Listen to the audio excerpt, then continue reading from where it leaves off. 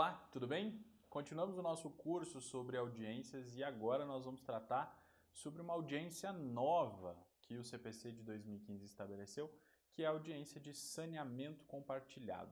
Como eu já falei, no CPC de 73 nós tínhamos a chamada audiência preliminar, em que se tentava a conciliação, não sendo possível a conciliação, o juiz já fazia o saneamento do processo. No CPC de 2015, essa audiência preliminar não existe mais, mas o legislador previu aí a possibilidade da audiência de saneamento compartilhado, que é uma audiência específica para fazer o juiz junto com as partes o saneamento do processo. Mas antes da gente falar da audiência, nos casos em que ela é cabível, nós temos que falar, obviamente, rememorar aí sobre o saneamento que está previsto lá no artigo 357 do CPC, que estabelece que a decisão de saneamento e de organização de processo deve resolver questões processuais pendentes se houver. Quer dizer, se o réu alegar lá na sua contestação alguma defesa processual e demande correção de algum ato processual, o juiz vai fazer isso, análise disso aqui na decisão de saneamento. O inciso 2 fala sobre delimitar as questões de fato sobre as quais recairá a atividade probatória, especificando os meios de prova admitidos. É um ponto bastante importante, né? Delimitar as questões de fato quer dizer delimitar quais são as questões fáticas controversas, ou seja, quais são as questões sobre as quais as partes estão discutindo, sobre as quais as partes não concordam e que demandam atividade probatória, né? Isso vai organizar o processo para que a gente dê início à fase de instrução processual. Daí a importância de fazer essa delimitação adequada na fase de saneamento. O inciso 3 fala sobre a definição da distribuição do ônus da prova. O CPC deixa isso muito claro, né? O ônus da prova é uma regra de procedimento e não de julgamento. Então, isso quer dizer que se houver inversão do ônus da prova, distribuição diversa daquela prevista na legislação, o juiz precisa fazer isso no saneamento do processo, para que as partes saibam, ao longo da instrução probatória, quais são os seus ônus probatórios. O inciso 4 fala sobre a delimitação das questões de direito que são relevantes para a definição do mérito da causa, e o inciso 5 fala sobre a necessidade de designar a audiência de instrução e julgamento, aqui no caso de ser necessária a produção de provas orais. Aí o juiz designa essa audiência. Se não for necessário, não vai designar a audiência de instrução e julgamento. E eu trouxe aqui um trecho de uma lição do professor Humberto Teodoro Júnior que diz que a decisão de saneamento, portanto, passou a ser aquela decisão que o juiz profere no final das providências preliminares para reconhecer que o processo está em ordem e que a fase probatória pode ser iniciada, eis que será possível o julgamento do mérito e, para tanto, haverá necessidade de prova oral ou pericial. Então, botar em ordem o processo a fim de que a produção probatória da fase seguinte seja otimizada. E a definição dessas questões de fato ou de direito é muito importante para que as partes tenham exata noção do que elas vão discutir dali para frente, né? Em razão disso, o parágrafo 3º do artigo 357 estabelece um procedimento diferenciado aí para o juiz tomar essa decisão de saneamento. Então, com a mudança do procedimento, em regra, o saneamento do processo é feito em gabinete, quer dizer, é feito pelo juiz em uma decisão escrita, uma decisão interlocutória escrita, né? Sozinho ele toma essa decisão. Já o parágrafo 3º traz a possibilidade de o juiz determinar a realização de uma audiência para que o saneamento seja feito em conjunto com as partes. E ele diz assim: se a causa apresentar complexidade em matéria de fato ou de direito, deverá o juiz designar audiência para que o saneamento seja feito em cooperação com as partes, oportunidade em que o juiz, se for o caso, convidará as partes a integrar ou esclarecer suas alegações. Então, veja, ele traz uma obrigação para o juiz. Ele deve determinar a realização de audiência se ele considerar que a causa é complexa, tanto com relação às questões de fato, quanto com relação às questões jurídicas, de direito, discutidas naquele processo. E essa necessidade de designar essa audiência de saneamento é justamente para evitar o prolongamento de uma discussão que pode ser desnecessária.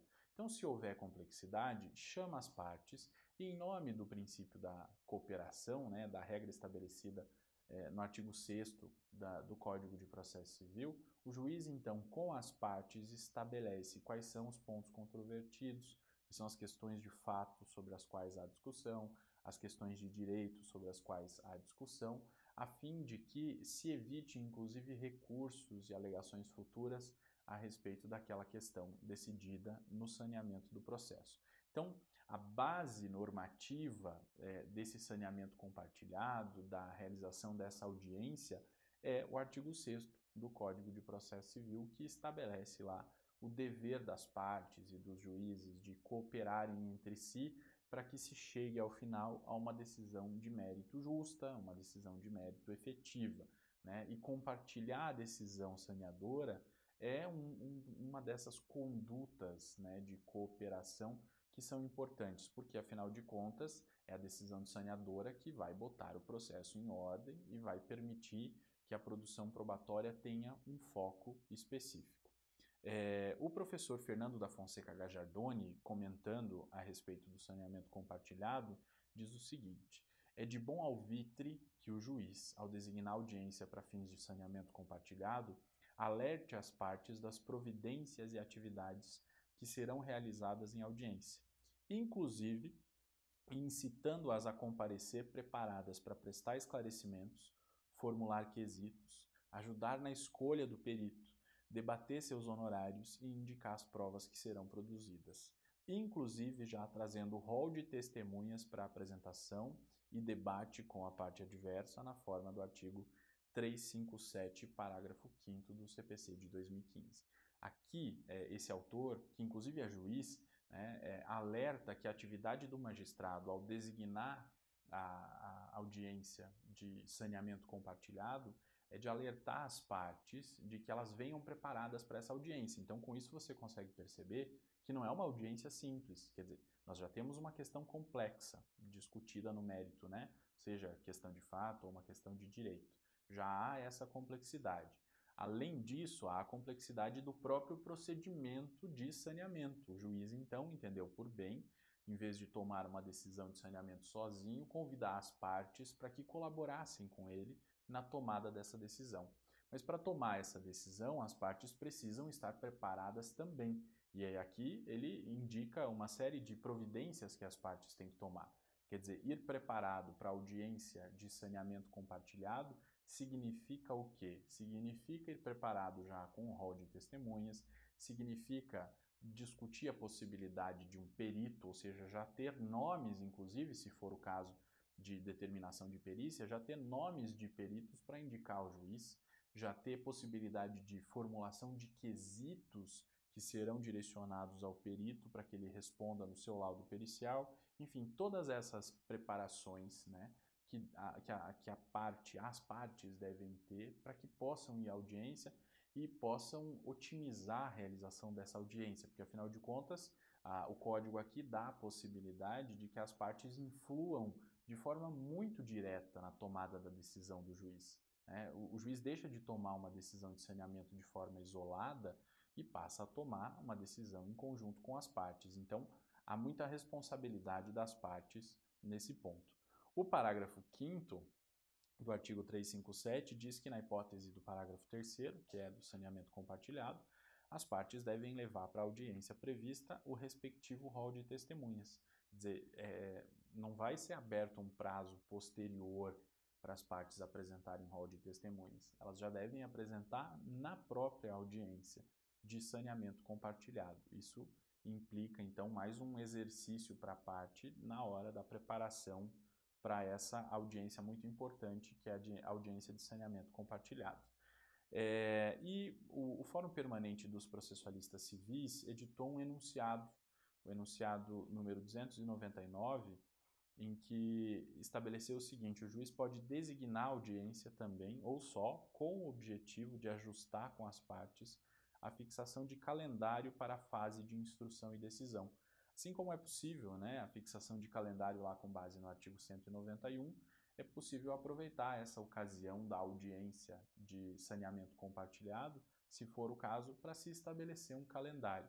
A gente sabe que o estabelecimento de um calendário processual de comum acordo entre as partes e o juiz pode ocasionar aí uma tramitação até mais célere do processo, né? Porque a gente fica sem a necessidade de produzir todos aqueles atos de comunicação processual, né? Não precisa mais intimar a parte, porque o calendário já está estabelecido, então basta respeitar o calendário estabelecido, desde que, obviamente, haja um comum acordo entre as partes e o juiz, e essa audiência de saneamento compartilhado pode ser um palco perfeito para que as partes estabeleçam esse calendário processual, ok? Então, era isso que eu tinha para dizer a respeito da audiência de saneamento compartilhado. Nos vemos na próxima. Até lá!